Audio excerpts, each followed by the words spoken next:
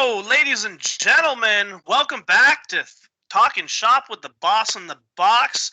I am here. I am your wonderful, your dyslexic and verbal tirade driven, full of derivatives, Brandon the Boss Blacker, and I'm here as always with capital L to the B, the capital B, Mr. Dave.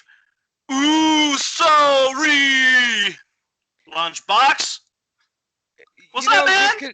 Just because you threw it as Uso, I'll go ahead and let that slide. That's right, like Brandon said, Lunchbox, your other capital co-host of Combat over here on Talking Shop with the Boston Box, episode 62. I'm sorry, man, I don't have my usual wordsmith abilities about me because, as we've stated, we are not just a wrestling show. We are not just a local band show.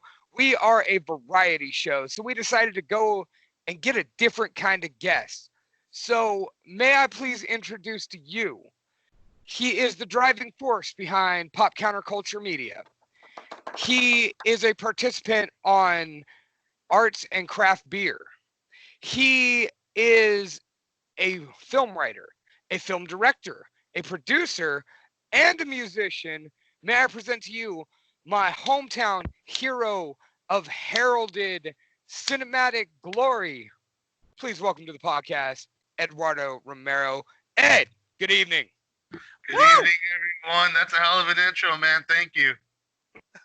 Yeah, he's good for that. When he's not saying, when he's not sucking dick, he's doing good intros. They go hand in hand sometimes. Sometimes that's the best intro. Yeah. Like I said, sometimes that's the best introduction. What's up?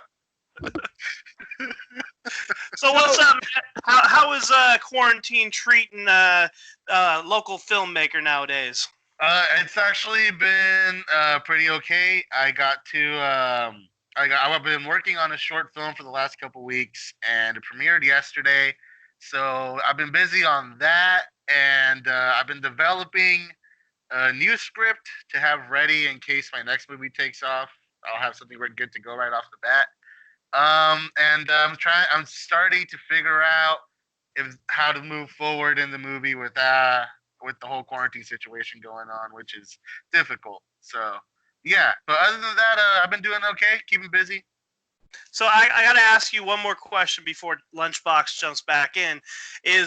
So one thing I've noticed in mass media culture, mass multimedia culture right now is since everybody's on quarantine, everybody's kind of doing the phone from home, the video from home. Like I just watched an episode of Saturday Night Live where they did all of their skits via Skype and Zoom.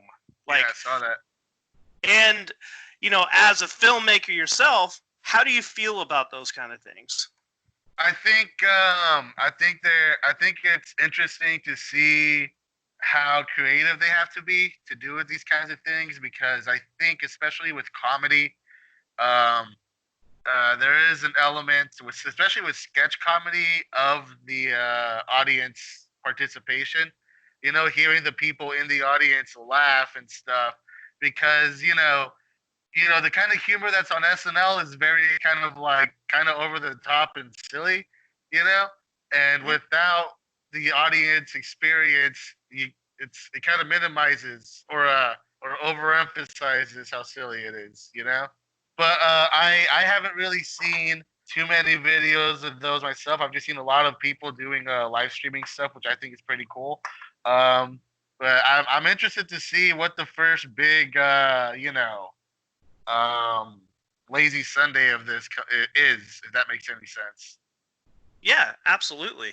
Like, with all of that stuff going on, like the whole world is blowing up. Everyone's on TikTok right now. Facebook has legitimately shut down doing Facebook Lives, or at least bringing people on to Facebook Live when you're doing it. So, it's a whole different world. But anyways, transitioning from the negative to hopefully something that's going to become positive soon enough. tell us a little bit about this project that you have that you said just premiered. We want to hear all about that. Yeah, so Cash Plus is Cash Plus is a short film that was directed by Michelle Murray, who is a member of the Producers Guild of America, and she's in the Hollywood Chamber of Commerce. She's an all-around, she's a veteran also. And she's an all-around very intelligent, very creative person. And I was chosen to work with her as part of this interesting film festival called the Financial Literacy Film Festival, which is a sort of, how do I explain it?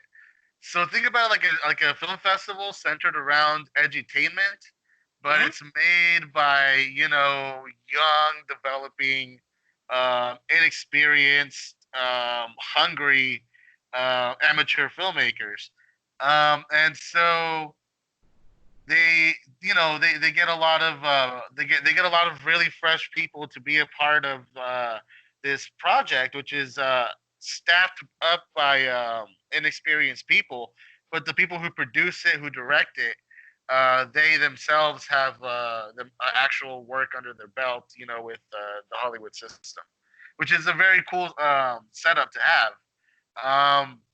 It was a really great experience because this isn't my script. This isn't my job. It wasn't my job to direct the movie. My job was to make this movie look good, and then to edit it in a good way, And it was interesting to be able to work on a movie and both be important to the final outcome of it in two ways, but also not have the usual pressure that I'm used to as somebody that has to do everything himself. The crushing responsibility of this being on you in the end of things. Right. Yeah. Exactly. Which is usually something that I prefer to do. Actually, I like the high stakes aspect of really going for it. Like I respect that. Dude, you're talking to an only child and a guy who calls himself the boss. Like we truly understand that whole desire to be the controlling, deciding, Vince McMahon of the whole deal. You know what I mean? To be the end all be all and master of your domain is pretty cool. But sometimes it's nice to get the call to go work on something for somebody else. It helps you take a different perspective. And that's what I'm curious about. How did you get hooked up doing a financial literacy film festival with Cash Plus? How did that come about? So I'm part of this. I'm part of a couple of local filmmaking groups here in the Valley, and somebody who was going to work with me on a movie or a short or a short film last year before things fell through. So he was part of this thing called the Financial Literacy Film Festival. And he put out a call and said, "Look, we're looking for people who want to direct, write, be directors of photography, whatever. If you have experience, that's preferred. If not, not necessary. But if you want to do it, go ahead and just contact these people." So I contacted them just on a whim, and I waited a couple weeks, and then sure enough, I got the call. Or I'm sorry, I got the email saying, "Hey, so we have this script. We need a director of photography, and we need an editor. Are you capable? Can you do those things?" And I said, "Yeah, sure. One problem: all my equipment got stolen years ago. So, excuse me. Sorry. No, that's cool, dude. Let those beer belches fly. We do that all the time out here. I'll try. Let me start that up. Let me go ahead and start that up. Go ahead. I was gonna say, I give that about a 6. I think you could do a little bit better on the Belcher meter. Especially with that big mug of fresh haze you got going there. Right. Yeah. So what'd you take away from not having to be the full-blown man? What did you enjoy most? Was it the ability to step back and focus on one thing versus 10 things? Yes, that's definitely a strong part of it. The other big aspect of it was that what I really appreciated about the financial literacy film festival, is that they wanted to show people who worked on these projects how actual sets in Hollywood work. And so as a director of photography, I was a head creative. So I actually had a crew for the first time in my Oh life, wow! and they were actually trained to know what I needed and how to get things ready for me. Um, so it was kind of a trip, dude. Like I would literally be unpacking shit, and like I'm starting to put everything together, and I'm like, wait, I have like three people working under me, and I'd be like, okay, dude, listen, so I need this light pointed this way, the camera needs to be angled like this, we're doing this shot, this is our range of like focal coverage, and just like stuff like that. But I could just Was go that up to them weird? and tell them what I need, and they know what I'm talking about. There's not a lot of awkwardness. Now And that's my real question. Was that weird? and Like it was at as first.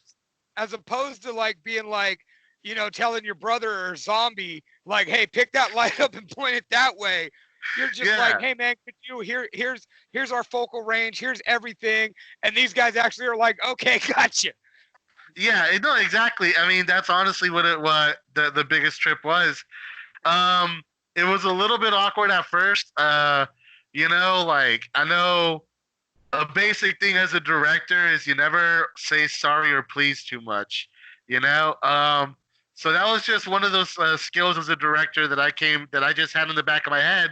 Be like, hey, you're in charge here. These people are depending on you for direction and stuff like that. So yeah, there was a little bit of awkwardness at the beginning because I am not the director of this. So there was a little bit of awkwardness of figuring out where my bounds were as a director of photography, as opposed to Michelle's bounds as the director. And so after like maybe like an hour of awkwardness with that, it was pretty much smooth sailing. Another thing that I really respect, that I really loved about this project, is that like I said, usually I write, I direct my own stuff. um, this is not my script. This is not my directing job. This is not my passion project. It's just a move. It's just a project that I really wanted to showcase my skills to. Um, and what I really loved about this project was that because I didn't have that 100% love and personal connection to it, I wasn't the person that can guide this movie to the finish line best. I had to rely on my producer. I had to rely on my director, on their notes, with all the different cuts going into the final stages of post production. Um, Listening to their notes, changing the movie according to their notes, fighting for things that I think should have stayed in. All of that, it just goes to show that even you know, I've always wondered myself. I have trouble ever imagining myself directing someone else's script.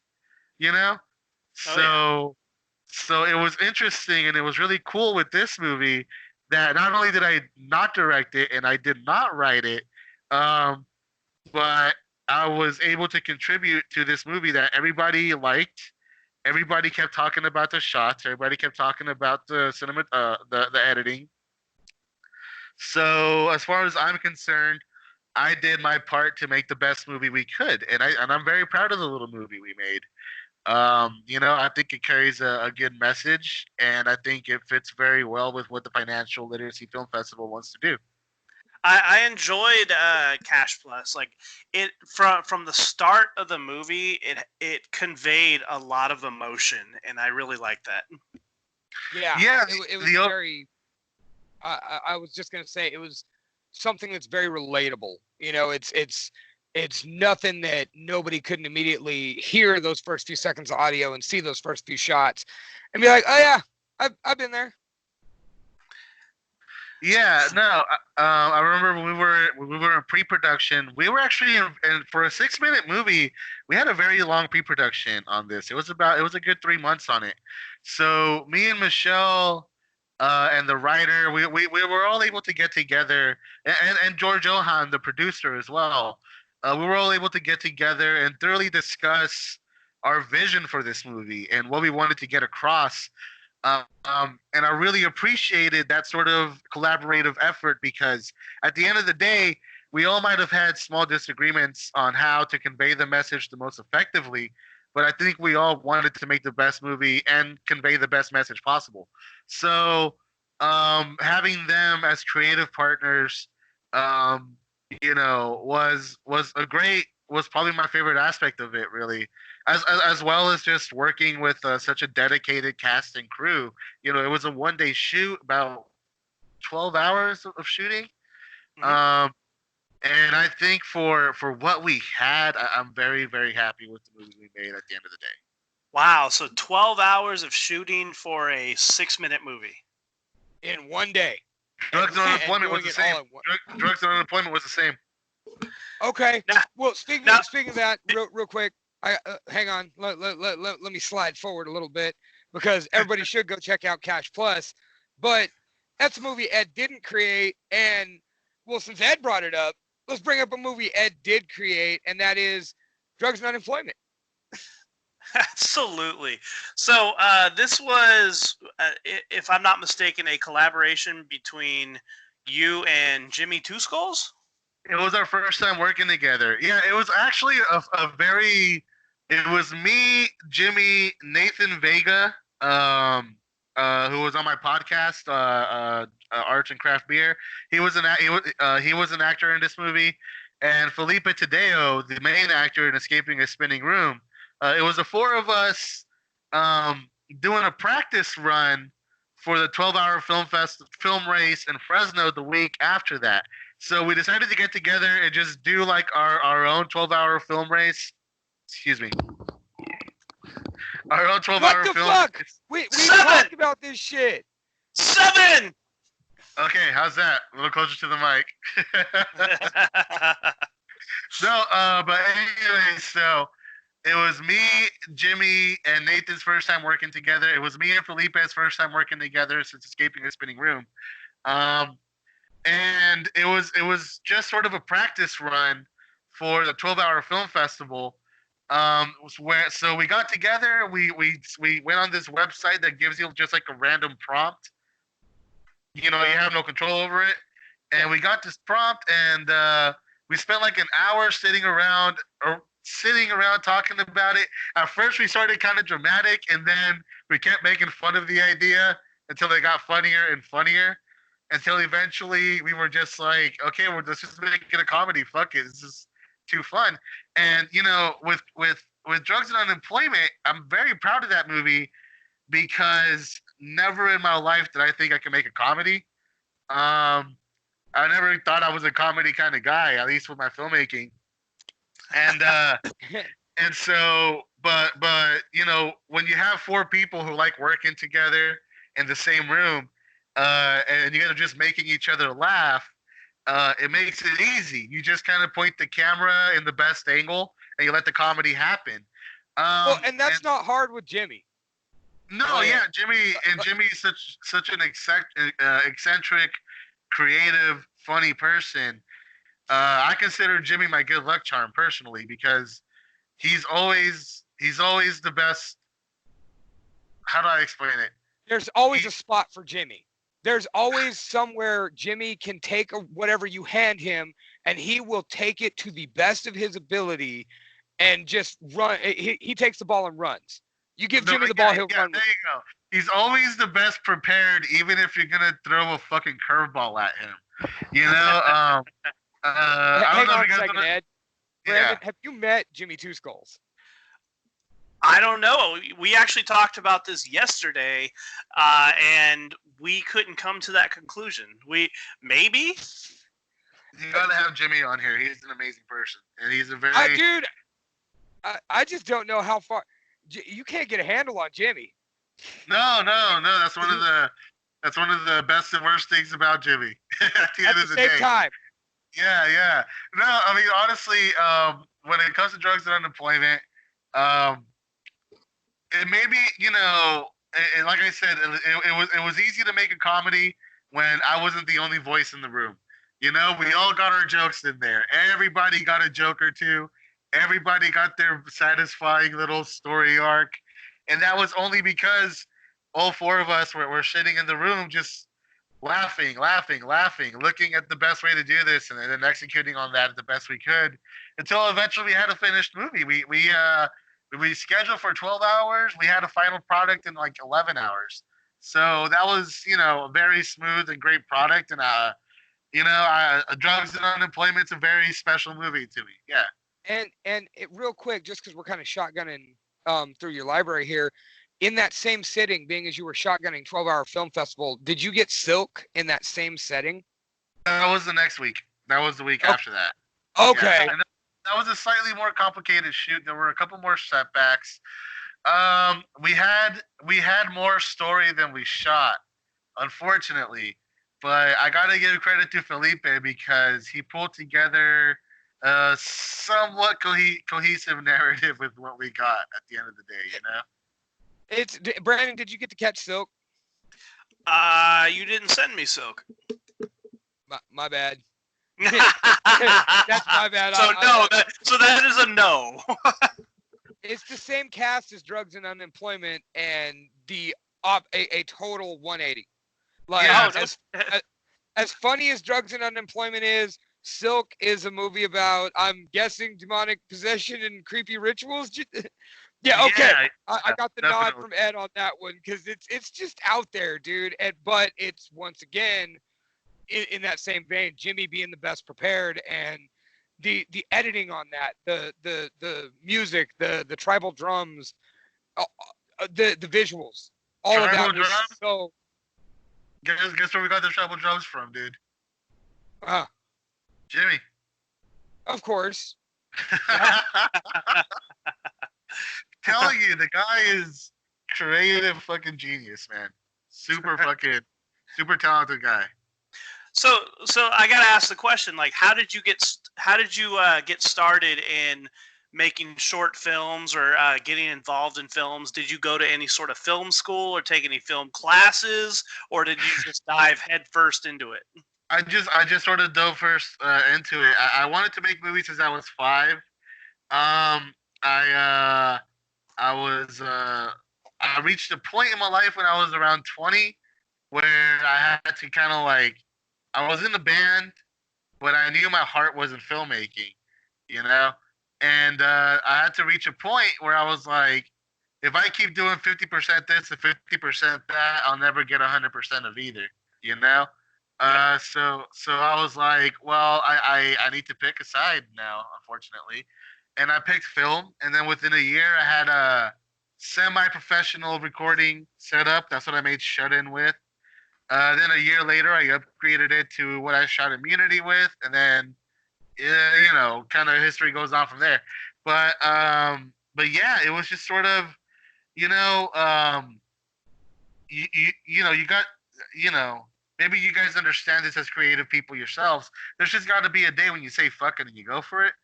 And I had that, so I just went for it. Oh hell yeah, man! Like that's kind of like in my situation right now. Like, we're on quarantine. I'm in a band right now, and we had all these plans to make music videos and do all sorts of things. But since everything got shut down, we can't do that. So I said, fuck it. Like, I went out and I filmed myself. We did some like quote unquote like quarantine kind of live shots and edited them with a bunch of royalty free video clips, and bam, we have a music video coming out on Monday. So it's like sometimes you just have to jump head first into things, and it sounds like you're doing exactly what you want to be doing. Yeah, no, I like that, man. I like the creativity of that. I mean, if you're gonna make a music video, that's gonna be probably for better or for worse, because I'm pretty sure you guys prefer to have your own original imagery there. But for better or for worse, man, that's what you got to do. And excuse me, how's that one? There we go. That's fine. No, but what was I gonna say? No, yeah, dude, I agree in the go for broke mentality. I definitely I tend to try to have a vision with all my projects that kind of guides me through everything. So I understand, like you gotta have something that pushes you through it, even if that intuition is just to get something done. You know what I mean? Mm-hmm. Mm-hmm. That it is. Sometimes an end game is the only end game. And speaking of that, what you've been I'm sorry, I totally missed the whole conversation about the Suburban Paranoia music video. Everything cut out on my end here. So I Bummer. came back. And it sounded like y'all had a great conversation while I was wondering what everybody was talking about. Just kind of laughing at the screen. Anyway, you talk about getting your vision done, going balls to the wall. Tell us about this other thing you got going on. I'm not here. This isn't happening. Something I've been seeing you preach for months. Yeah, so I'm not here. This isn't happening. It's a movie that I was actually. So Michelle Murray, the director of Cash Plus, she is a certified grant writer. She actually used to write grants for the military back when she was in the service. Oh Um, shit. yeah, she actually offered me a free pass to a very expensive class of hers, which I really appreciate. So I was actually in the middle of securing financing before I went for GoFundMe or Kickstarter, trying to secure financing other ways for the movie. Um, but COVID happened, so that really slowed things down, unfortunately. But that's good. Something that's going to become very active once it's all over. I'm not here. This isn't happening. Is the story of God, how do I describe it? Okay, so it's a story of this guy named Joaquin, right? And Right. what he likes to do is that he likes to tell stories that seem like it's about him, and very personal, very deep stories about sometimes very painful things. And he tells these stories so that whoever he's talking to opens up, feels comfortable opening up, and they tell him another equally personal story, right? But they're expecting Joaquin to have some sort of emotional connection. But what he ends up doing usually is as soon as he gets that story, he memorizes it as if it was his own story, and he kind of ghosts those people. And then he tells the next person what he last heard as if it was his own story. You know what I mean? Yeah. Yeah. And yeah, and so one night he goes out to this bar he's never been to before. He runs into this girl, and she's really attractive, and she's really fun to be around. And she sees right through the guy. She kind of like calls him out on this bullshit, and it forces him to actually have to be himself. And it's a little awkward at first, but eventually he sees that she likes him enough to invite him back to her house. And when he goes back to her house, he sort of more or less starts to get feelings for her. And and one of the things she keeps saying is that she's going to be leaving the next day, and those are her plans. And so he's trying to convince her to stay, but there's no way to do it. But they end up having sex a few times, and they fall asleep together. And then while he's asleep, she poisons herself and commits suicide. Right? Okay. Um, and so he mourns her loss because that was the first person in his whole life who ever made him open up and make him feel like it's okay to be himself, right? So he starts hanging out her apartment, and before she died, she told him that she ran away from her family when she was like 15, and it's been about 10 years since she's seen her mother or her sister. And so when he's kind of like hanging around her apartment, he sees this older woman, puts two and two together, figures out it's her mom, and he goes up to her and he introduces himself as the fiance of the girl that killed herself, of Oh the shit. daughter, who was with her for 6 years. And so the mother starts to rely on him for information about her daughter, but all this stuff that he tells her doesn't add up to the sister, who was much closer to the daughter that died, right? Like for example, the guy tells this story about how they had like 4 dogs together, but the sister's like, that's bullshit. Like she was allergic to dogs, mom. You know this, like stuff like that, you know.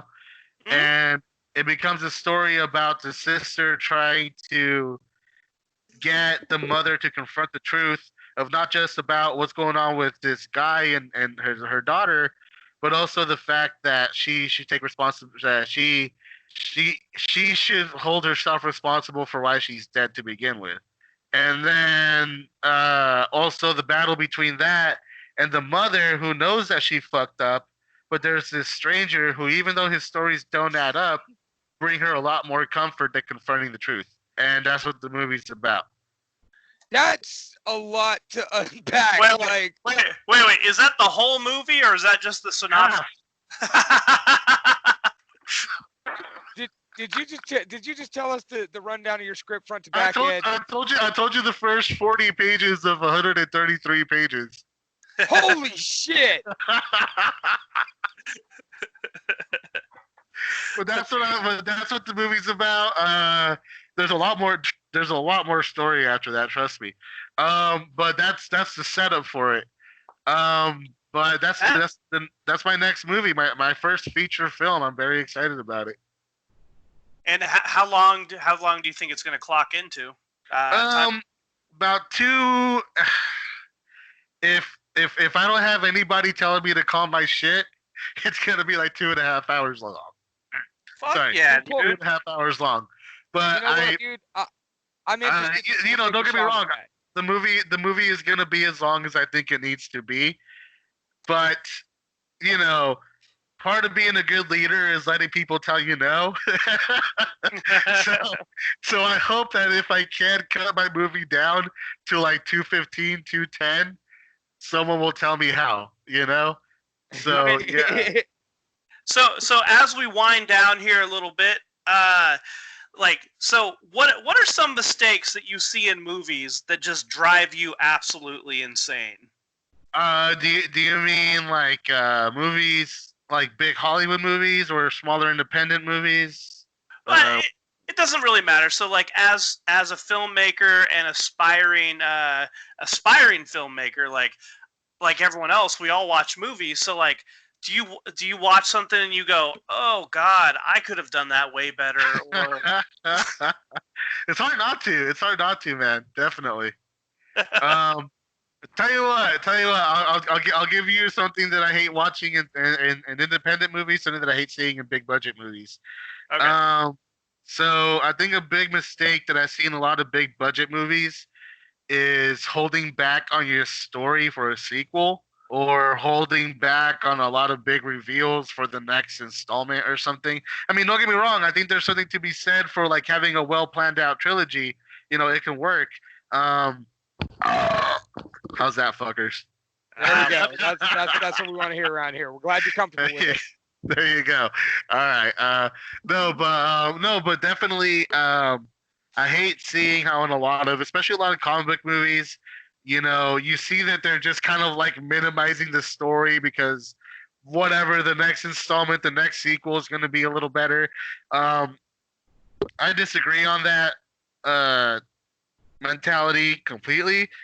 I feel like if you have a story to tell all of it. Like seriously, don't leave anything on the fucking table. The only Marvel movies that I really love are the Guardian of the Galaxy movies, because both of those movies feel totally self-contained and totally like independent of each other, but they fit together very well. They pick their themes, they pick their emotional strong points, and I think those are good examples of how to do these movies well. In the independent movies, I hate it. So there's two kind of things. I guess two very brief things that I can mention. I hate it when a bad movie is made only because famous people are involved in it. I just watched this movie. I just watched this movie called The Ghost Story. That is literally one of the worst fucking movies that I've ever seen in my life. And God, I don't know. I know some people like it. That's fine, I guess. But I think that's literally one of the most miserable experiences I ever had in a movie. And then also when when an independent movie clearly doesn't have the budget for its story. You know, like I understand being ambitious sometimes, and don't get me wrong, sometimes it's cool seeing. I think there's a fine line between being small budget and succeeding on what you have, and being small budget and then having like a $300 million story that clearly, you know, That you're so never going to get across on a $26 exactly. budget. Yeah, Oh and my you wasted your only shot to make this movie. You know, you couldn't have worked on it to make it more affordable or more cohesive, like those kinds of things. So, Yeah, yeah, so like I saw a movie semi recently, and I'm blanking hardcore on what the name of it was, but it was an independent film that had a lot of like bigger name actor and comedians in it, and the whole film was centered around a bunch of friends coming together for a dinner party, and the world is ending outside, and they have no idea it's ending outside. So they have this big old story of like nuclear apocalypse going on, and then all these friends getting together for dinner, and then they I heard of this finally movie. yeah, and then finally I don't know the title. Yeah, heard nobody knows the title. Yeah, but I've heard of this movie. the thing that kills me about this movie though, and I'm sorry, I'm gonna spoil it, but there's no ending. The movie just kind of ends, kind of like the last episode of The Sopranos. And after I watched it, I was like, God, this happens so many times in independent films. Like, you know, they get to the end of the movie, and just when you think there's gonna be a turn in the plot, nothing happens, and the movie ends. You're like, Yeah, you know, I think there was a very long, you know, movies, independent movies go through their phases just like big Hollywood high budget movies, right? And Yeah. for a long time, there was this very bad fad, and even okay. Although to be fair, one of my favorite movies of all time has this kind of like thing in it, but they do it really well. It's one of the few exceptions to the rule. But like, but just there's a lot of movies, especially from like 2007 to like 2011, where like you can tell clearly there's a missing third act. You know, so as soon as the third act seems to start, it just cuts to black. You know, and it's just like, dude, it's like I said, if you don't got the budget to make the movie you want to make another movie, man. You know, like don't fuck yourself over. This is the only time it's acceptable to hold back for that sequel. All right. I guess that, you know, I'm thinking about this movie that I saw called After Earth that just had one of the most infuriating final 2 minutes of a movie ever, because it just kind of had that like, oh, we really can't afford what we want to do, so we're gonna hit at it and cut to black, and it's just it's really unsatisfying, you know. all right. So last question, at least for me, for you. What are your roots or influences in making a movie or a short film? So I guess there's two things I can tell you to answer that question. When I was 5 years old, my so before Jurassic Park came out, there were all these like making of documentaries that were playing on Discovery Channel and TLC. And as a 5 year old, I was really excited about Jurassic Park. So both of those networks developed their own little 30-minute making of specials. So I would watch those leading up to Jurassic Park, and my dad promised me we would see that movie the Sunday that it comes out. So the Sunday that it comes out, I wake my dad up. He's obviously hungover. I didn't know at the time, I was like 5, but looking back, he was clearly hungover. So he takes me to Modesto. We were living in Newman at the time. He takes me to Modesto, and we see Jurassic Park. I'm 5 years old. My little 5-year-old brain was just blown away, you know. And then it said, and then I noticed that in the documentaries he kept talking to the director, and then it finally said right there, director on the closing credits, director Steven Spielberg. So I asked my dad, what does the director actually do? And my dad said, he makes the movies. You know? And I was like, I'm gonna make the movies. And so ever since I was 5 years old, I've known I wanted to make movies. Um, but as far as my immediate kind of like influences, definitely Paul Thomas Anderson, Steven Spielberg, Lars von Trier. You know, those are probably the people that I look to. But I mean, also like whenever I have a special place in my heart for the horror genre. Yes. Like I'm not the most like horror literate person, but I have a lot of love and respect for it. Where like I feel like I'm never gonna touch a horror movie unless I have something that I think will really scare the shit out of people. You know what I mean? Um, but I will say this: like when I'm in the middle of making a movie, when I'm in the middle of setting up a shot or whatever, and my mind goes blank, and for a second I don't know what I really want. My brain always defaults to how would this look like in a horror movie, you know? And so like that always becomes sort of like my touchstone, if that makes any sense. You know what I mean? Yeah. Yeah. All right, Lunchbox. Got anything for the man? No, man. Well, okay. There's one thing, and I know we're trying to wind down, but I just got to bring something up because we are a wrestling podcast. A few years ago, you approached me with an idea about a certain legend being a savior, about how Randy Macho Man Savage actually Right. died to save the world. And you approached me on this because me being the authority on wrestling that's in your circle of friends, Right. you were just like, you want in on it? I'm like, fuck yeah. I never hear shit. So I'm scoping you. I'm scoping out your YouTube for anything I might not have had the pleasure of seeing yet. And I come across the Church of Macho. And you used the actual footage from the Doomsday Cult to build this. Right. And then it ends. And it was the best terrible thing I've seen in a long time. And I just want to know, when the fuck are we getting to work on getting this completed? Because this is what the world needs to see. Please give me an explanation and a deadline. Okay, so the Church of Macho. So that was one of those things that I would get high with my cousins and my friends, and I would always talk about this project that I had in my head called the Church of Macho, which is what that little video is about.